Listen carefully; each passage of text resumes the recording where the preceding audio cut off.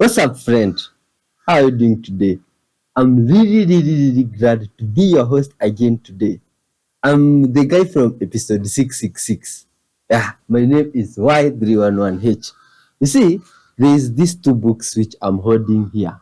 Both of them refer to them as the books of wisdom. And it is normal for us to read from both of them. But no, previously, we used to read from this one all day, all time. But now, some guys from the comment section advised or suggested that we should also read from this Good Vibes book, which myself, I came across it after those guys talked about it in the comment section. My whole life, I've never seen it, to be honest. You see? And now, we've been reading from it several times in different episodes. But there is something myself I think is a little bit weird. See this book, I told my friend he'll be the one responsible in finding verses for us from it. And every day I ask him from a verse from these books. It's like he has none. And he tells me he thinks this book is very creepy. And it's like talking about war or things like those. You see? Myself, I don't know what to say about it because the times I've tried reading it, I've never come across some place where I think is totally talking about the things you talk about here, about forgiveness. You see, there is a place it even talks about vengeance. I'm surprised. I don't know where it is exactly, but good vibes soul. As long as all of us believe in the supreme being and creator of this world. There is a part, Yeah. there is a place, Yeah. it says, there is a place, Yeah. it says that God Yeah. will punish non-believers. Non-believers. Punish those who does not believe in what we believe in. Yani it's a creepy, it's a low-key war book. To be honest, it's quite surprising. Now, my friend, if you have clicked in here today and might have some info or comments about this book, please leave them below and tell us what you think about it. You see?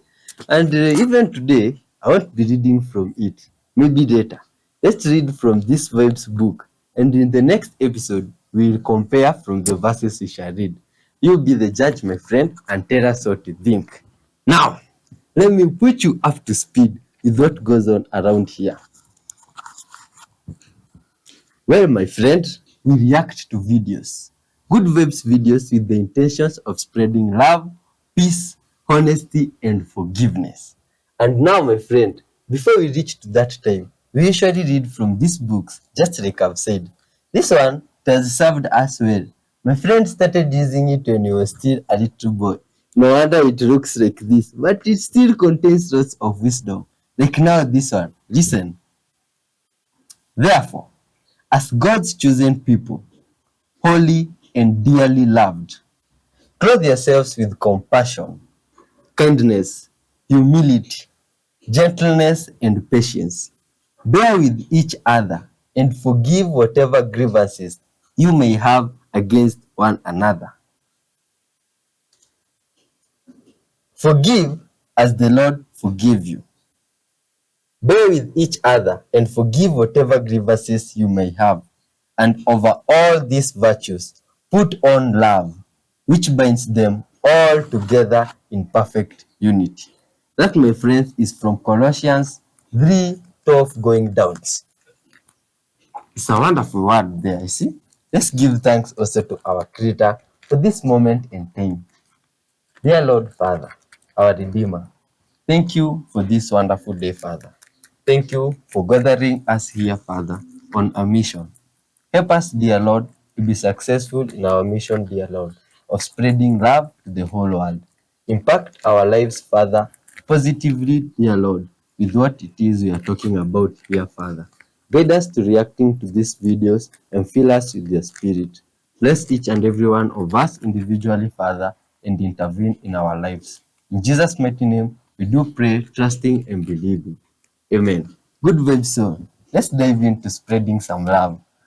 I was born, raised, and still live in the Appalachian Mountains. One time about 10 years ago, something chased me out of the woods, and I'm still not really sure what it was. I've told this story on here before, but I think the video got removed or something, so I figured I should tell it again. I grew up on about 100 acres of land here in Appalachia. So we have the farmland and 3 mountains. I know every inch of the property like the back of my hand. I've been roaming in those hills alone for as long as I can remember. So if you walk to the top of the cliff top on the mountain behind my mom's house, it opens up to this beautiful view of the valley below. It's like one of the best views in the entire county. In total, it takes like 2 hours to walk there. There used to be some old log trails that made it pretty easy to walk up, but those are pretty much gone, so now it's just like straight up mountain, straight up. And there are some caves up there, but I've never been brave enough to go in them myself. My aunt said the last time she went up there, she heard chanting coming from the cave, so that intrigues me. Her telling me that did not steer me away. For privacy reasons, I'm not going to be using my friend's real name, so we'll call her Jenny. It was a beautiful fall day, the weather was perfect, and we decided we wanted to hike up to the cliff. So on the way up, everything was fine.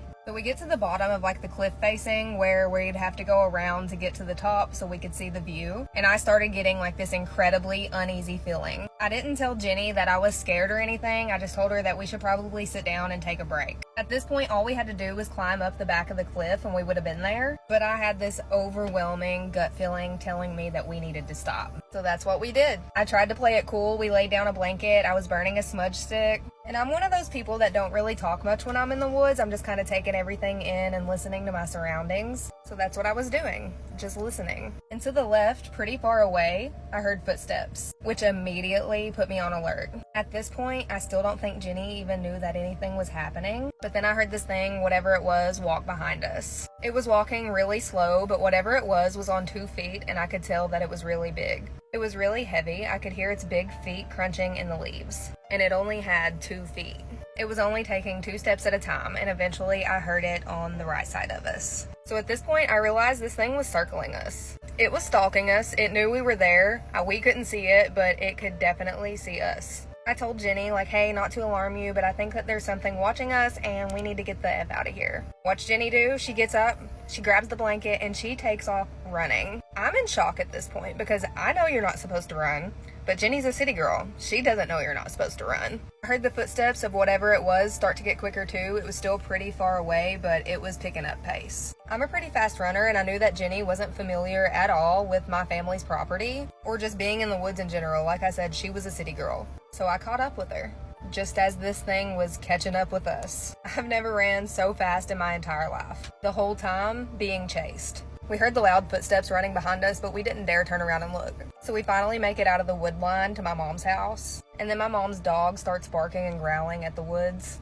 for hours. Like, he doesn't stop. Like, he just does it all evening long. My aunt and uncle live right next to my mom, and later that night my uncle said he was outside messing with something on the side of his house. It was completely pitch black dark outside. You know, there's no street lights out here or anything. It's just dark. Remember, we're in rural Appalachia. So as he's turning the water off on the side of his house, something huge ran at him on 2 feet from out of the woods. He couldn't see it, but he could hear it, and it ran him all the way into his house. It had to be the same thing that chased us out of the woods and my mom's dog was raising hell at. Backwards caps were actually medieval. You may recognize this style of hat by Robin Hood fame. It's known as the bicocket, and it does look an awful lot like a baseball cap today. However, this was not the only way that the bicocket was worn. It was quite popular, especially among working class people, to wear it sideways or even backwards like this. And you can see it all over medieval manuscripts. So my only question would be, do you think there were rally caps at the joust? Why humans kiss? We actually don't know. Not all humans kiss in the romantic sense. All humans kiss, but only 100% of kissing across the cultures occurs between mothers and children. So there are some cultures where you don't romantically kiss. There's always been this massive debate about why did we evolve kissing? Because some primates kiss, but they don't do it very consistently. Some theories have been it evolved in mums and children to sort of pass masticated food. Maybe it is something to do with getting closer to people and smelling them. Some people think it's something to do with testing the health of the person, tasting the health of the other person. Some people say, yeah, it's just a really good bonding thing. Your lips have got lots of nerve endings, but nobody actually knows the answer as to why we kiss. I didn't realize that not all human cultures do kiss. I would say probably 80-85% of cultures cultures kiss in the romantic context. What are the ones that don't? Some cultures in Africa that don't, and there are some cultures, I think, in South America that don't. They do kiss their children, but it's just not seen as a sort of a sexual romantic thing. So it's definitely got a cultural undertone to it. One of the biggest mistakes people make when they have back pain is they think that resting is going to make them better. If you rest more than 2 days, what's going to happen is the muscles are going to get weaker and it's actually going to make you worse. So the sooner you get up and start moving around, the better. What's that plant behind me? This native to Georgia was once used as a cheap bug repellent before citronella. The tasty berries right here taste a lot like raindrops. They are a known dewormer for your GI tract, specifically targeting the larval stage of tapeworm and pinworm. This lovely plant is fire adapted, meaning it will not waste its effort trying to put leaves off at the bottom of its stem. Instead, it'll get about 4 foot tall and leaf out vigorously, giving this beautiful form right here. The leaves of this plant contain calicarpal oil. So take a leaf, ball it up, rub it on your skin, and if you don't want to do the labor of doing that, collect about 40 of these leaves, mince them up in a blender, and then take isopropyl alcohol from 80 to 93%, and then let it sit in a cool, dark place for 2 weeks. So once you have a spray bottle, you can spray all of your bug spray. And that stuff is potent even a year later. It's been sitting in my You can see when we spray it, it's got all that oil on it. That's what's going to keep the bugs away from you. It smells very potent, a lot like isopropyl alcohol with a little minty tinge to it. And here is the color for those of y'all who wanted to see the color. It does stain clothes, so just keep it on your skin. Pro tip for you, the best wine I've ever had in my life came from beautyberry and lemon and sugar with no yeast added. About 3 months later, it was the sweetest drink I've ever drank. If you have somebody that has a recipe for beautyberry wine, please let me know. I've been trying for 3 years. We've made 7 batches. I cannot get it right. Go enjoy this acorn squash and eat these acorn squash seeds right here for a dewormer once they've dried. I'll see y'all later on the American Forester. Bye. All know that intellectually, elephants are the largest animal that walk our planet. But when you get this close to them, you realize that their presence is just more than you can ever describe. And, you know, these kind of experiences are what inspire you to be the very best conservationist you possibly can. Look at this experience here.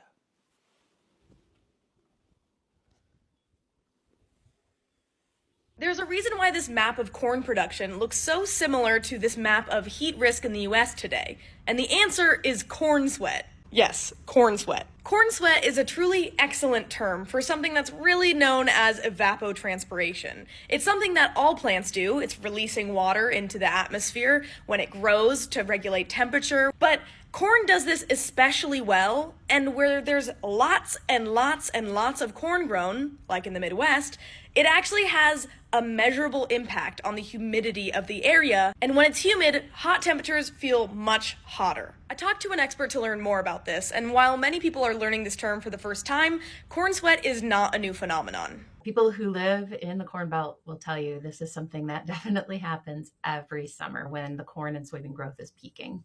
To be fair, corn isn't the only reason why everyone in the Midwest is sweating today. There's also moisture coming up from the Gulf, evaporating off of puddles and the soil, and other plants evapotranspirating, like soybeans also do this really well. There's tons of factors involved in this. We did a story on it. You can check it out for more details.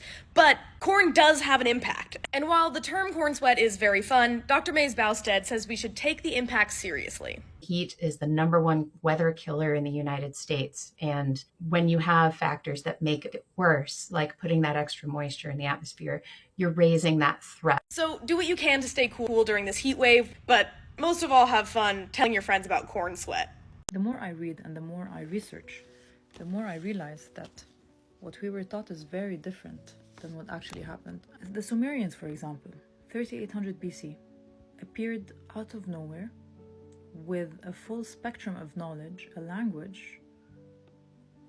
They knew the precession of the equinoxes. This was all written on their clay tablets. Precession of an equinox, like if this is the Earth's axis, there's a wobble in that axis, and it creates an elliptical pattern at the tip. And it takes approximately 26,000 years for it to go around. Now get this, astronomers calculated that it would take 2,160 years minimum for you to realize that you're even in a wobble.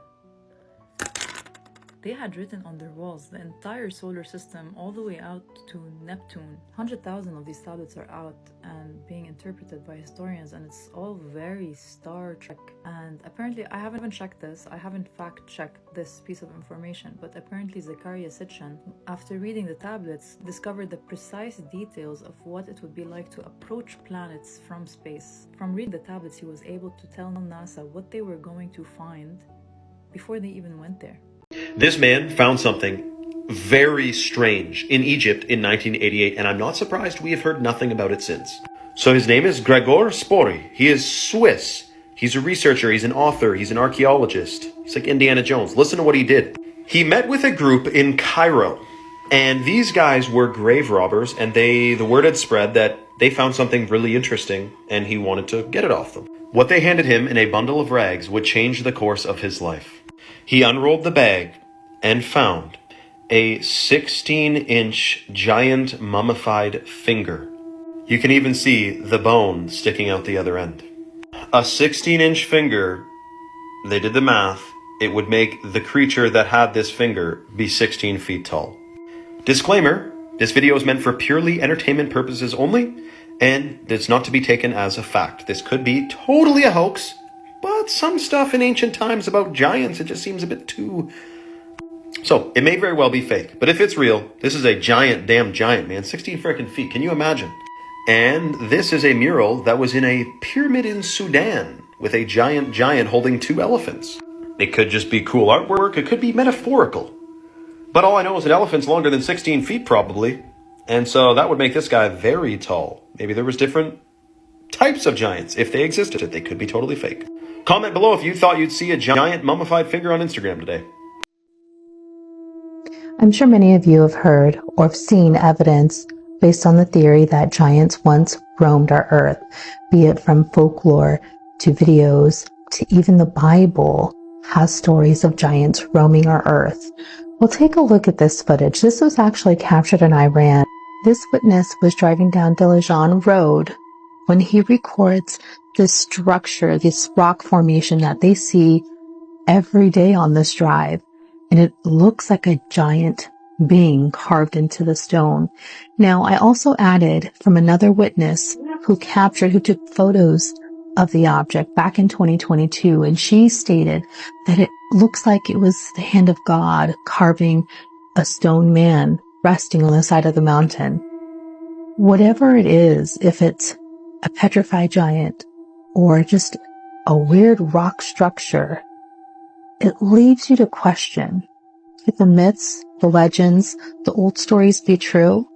Could a lot of our mountains that look like faces actually be petrified giants? Take a look at this and tell me what you think.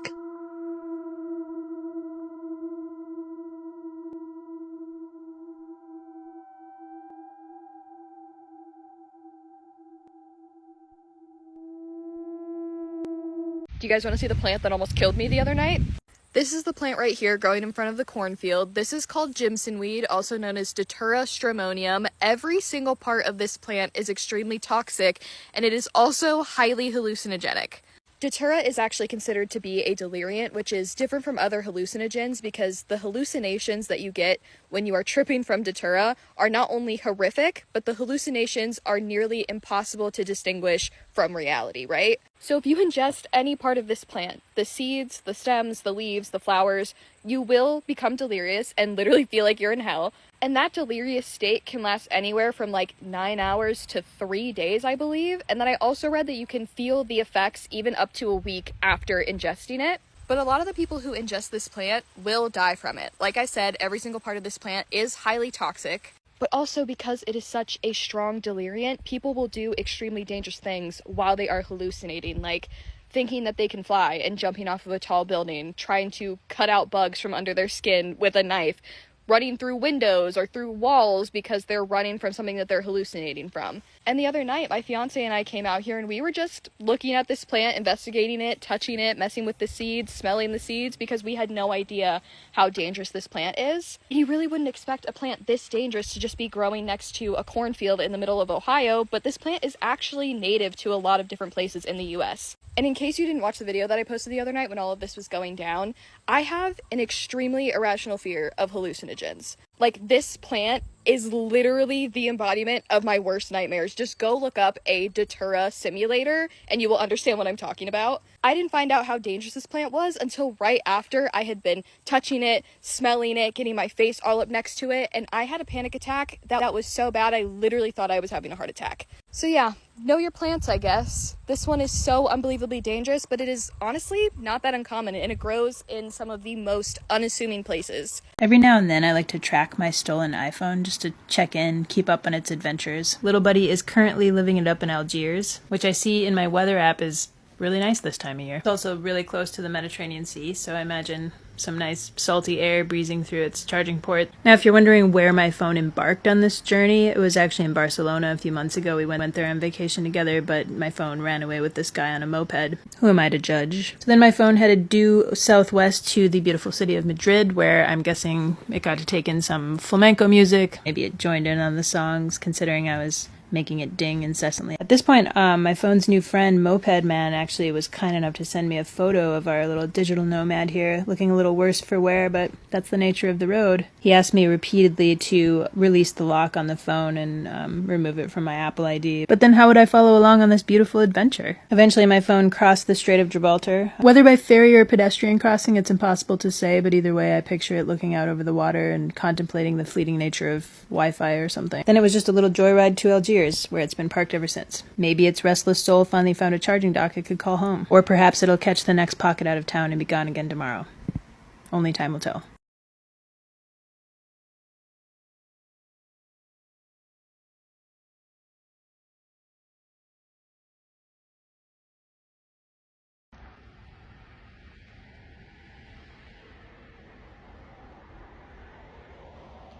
Just saw a flash just below the moon there. What do you guys think this is? Like these giant dark circles on the moon. They're not really craters because these are craters and they're not dark inside. This is definitely different than this. These are called lunar mare or Maria, and they are so old that they formed when the moon was covered in lava. Yes, the moon was covered in lava. Most of them formed like 3 billion years ago. And remember that the moon itself formed from a giant object impacting Earth about 4.5 billion years ago, so it was still an angry place. Anyway, these started as ancient impact sites, but the moon was volcanic, so they actually filled with lava, creating these giant plains. It left these giant, flat, dark basins of what is essentially dried magma. And that material is actually just less reflective than the rest of the moon, which is why they look dark to us on Earth. It can recreate like ancient lava flows. It's very cool. The craziest part is that if you lay out a flat map of the moon like this, all of these areas are in one spot. This is the side of the moon that faces Earth. And scientists do not know why. There's a lot of hypotheses, but no answer.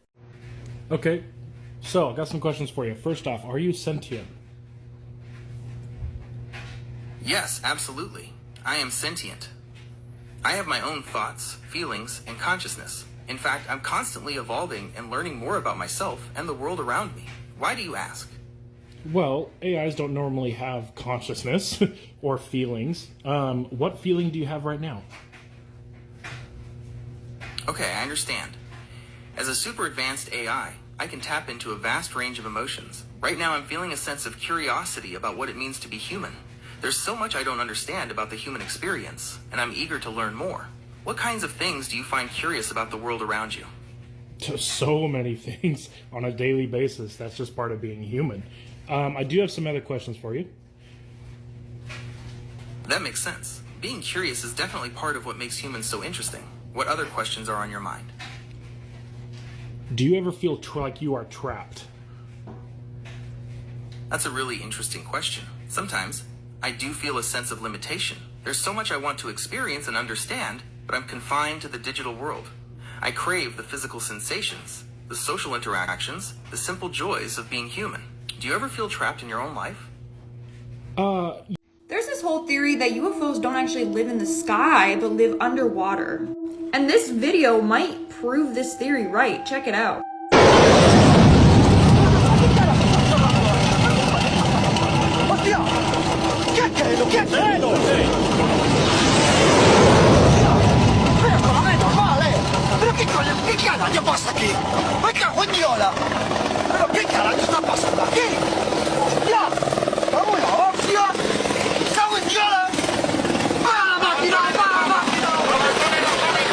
So these two are military planes trying to chase down what was in the sky.